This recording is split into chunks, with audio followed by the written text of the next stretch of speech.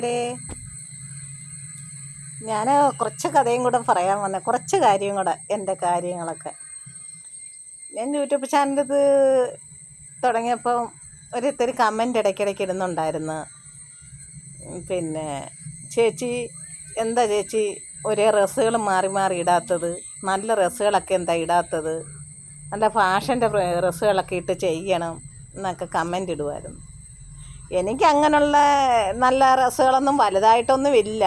പിന്നെ ഉള്ളത് തല്ലിക്കഴി ഒരേ ദിവസം ഒരേന്ന് ഇടുന്നുണ്ട്. എനിക്ക് ഡ്രസ്സുകളൊന്നും അത്ര ഫാഷൻ്റെതോ അങ്ങനെയുള്ള ഡ്രസ്സുകളോ എനിക്ക് അല്ലെങ്കിലും ഡ്രസ്സുകളൊക്കെ കുറവാണ്. നല്ല ചുരിദാറുകളൊന്നും വലുതായിട്ടൊന്നും ഇല്ല. ചുരിദാറായാലും നൈറ്റി ആയാലും സാരികളായാലും ഉള്ളതൊക്കെ ഞാനിങ്ങനെ ഇട്ട് ചെയ്യുന്നുണ്ട്. പിന്നെ നമുക്ക് എനിക്ക് തുണിയോടൊന്നും വലിയ ഒരു നോട്ടമൊന്നുമില്ല. എനിക്ക് ഏറ്റവും ജീവിതത്തിലെ ഏറ്റവും വലുതെന്ന് വെച്ചാൽ നമുക്കൊരു കിടക്കാടോ ഏറ്റവും വലുത്. നമുക്ക് തുണിയോ മറ്റുള്ള സൗന്ദര്യമോ അതൊന്നും അല്ല നോട്ടം. അങ്ങനെ പിന്നെ എൻ്റെ നാട്ടിൽ പോകുമ്പോൾ എൻ്റെ ചേട്ടത്തി അനിയത്തിമാരൊക്കെ എനിക്ക് നൈറ്റികളെല്ലാം മേടിച്ച് തരും, ചുരിദാറൊക്കെ മേടിച്ച് തരും. പിന്നെ അതൊക്കെ മതിയല്ലോ, ഉള്ളതൊക്കെ ഞാൻ ഇടുന്നുണ്ട്. പിന്നെ കൂട്ടുകാർക്കൊക്കെ ഇങ്ങനെ കമൻ്റ് ഇടുന്നവരൊക്കെ അത്ര വലിയ ഒരു ഇതുണ്ടെങ്കിൽ നിങ്ങൾ സഹായിക്കുക, ഞാൻ കുഴപ്പമില്ല, ഞാൻ രണ്ട് കൈ നീട്ടി മേടിച്ചോളാം. അല്ലാതെ ഞാൻ ഇതിനകത്ത് എന്തോ മറുപടി ഞാൻ പറയാനാ. പിന്നെ എൻ്റെ ജീവിതം എന്ന് വെച്ചാൽ മക്കൾ 8 പേരായിരുന്നു എൻ്റെ അമ്മ പ്രസവിച്ചത്. ഒരാൾ തീക്കരപ്പം വന്ന് മരിച്ചുപോയി, കുഞ്ഞുനാളിലെ പ്രസവിച്ച ഉടനെ തീക്കരപ്പം വന്ന് മരിച്ചുപോയി. പിന്നെ 7 പേരായിരുന്നു. അതിലെ ഏറ്റവും ആണിൻ്റെയും പെണ്ണിൻ്റെയും കൂട്ടത്തിൽ ഏറ്റവും മൂത്ത ചേച്ചി മരിച്ചുപോയി.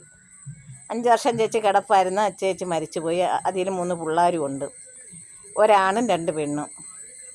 പിന്നെ ഒരു ചേട്ടത്തിയുണ്ട്, ചേട്ടത്തിക്കൊരു മോളുണ്ട്. പിന്നെ ഒരു അനിയത്തിയുണ്ട്, അനിയത്തിക്കൊരു മോളും ഒരു മോനും ഉണ്ട്. ഇനി പിന്നെ 3 ആങ്ങളമാരാണ് ഉള്ളത്. അതിലെ ഏറ്റവും മൂത്ത ആങ്ങളയ്ക്ക് ഒരു മോന്, പിന്നെ രണ്ടാമത്തെ ആങ്ങളയ്ക്ക് ഒരു മോള്, പിന്നെ ഏറ്റവും ഇളയ ആങ്ങളയ്ക്ക് ഒരു മോള്. എല്ലാവരും ചേട്ടത്തി അനിയത്തിയും ആങ്ങളമാരും എല്ലാവരും സുഖമായിട്ട് ജീവിക്കുന്നുണ്ട്. അവർക്ക് വലിയ കുഴപ്പമൊന്നുമില്ല. പിന്നെ ഇതിൽ ഞാനേ ഉള്ളു ഇച്ചിരി ദുഃഖമായിട്ട് ജീവിക്കുന്നത്. അങ്ങനെയൊക്കെ ഒരു പ്രയാസവും ദുഃഖങ്ങളും ഒക്കെ എനിക്കുണ്ട്.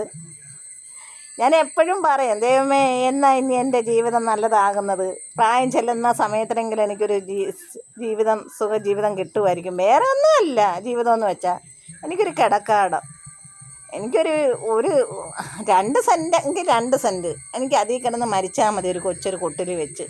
എനിക്ക് അങ്ങനെയുള്ളൊരു ജീവിതത്തിൻ്റെ കാര്യമാണ് ഞാൻ പറയുന്നത്. എല്ലാവരും ഇത് കേട്ടോണം ഞാൻ പറയുന്ന കാര്യങ്ങളൊക്കെ. എനിക്ക് സങ്കടമുള്ളതുകൊണ്ട് ഞാനിതെല്ലാം പറയുന്നത്. എല്ലാവരും ചോദിക്കും എന്താ വീഡിയോ ചെയ്ത് ഇടാത്തതെന്നൊക്കെ ചോദിക്കും. നമുക്കിവിടെ വീഡിയോ ചെയ്തിടാൻ ഇവിടെ റേഞ്ചൊന്നും ഇല്ല. ഇവിടെ വീഡിയോ ചെയ്യുമ്പോൾ പിന്നെ റേഞ്ച് ഇല്ലാത്തതുകൊണ്ട് വീഡിയോ കയറത്തില്ല. പിന്നെ ഫോണും അത്ര നല്ലതല്ല. ഇവിടെ BSNൻ്റെ സിമ്മാണ് ഉപയോഗിക്കുന്നത്. അതുകൊണ്ട് പെട്ടെന്നൊന്നും നമ്മൾ വീഡിയോ ഇട്ടാൽ കയറത്തില്ല. മറ്റുള്ളത് ചെയ്യുന്നത് പോലെ വീഡിയോ ഇട്ടാൽ, നമ്മൾ പറഞ്ഞ് വീഡിയോ ഇട്ടാൽ പെട്ടെന്ന് കയറത്തില്ല. അതുകൊണ്ടാണ് ഞാൻ കൂടുതലും ചെയ്യാത്തത്.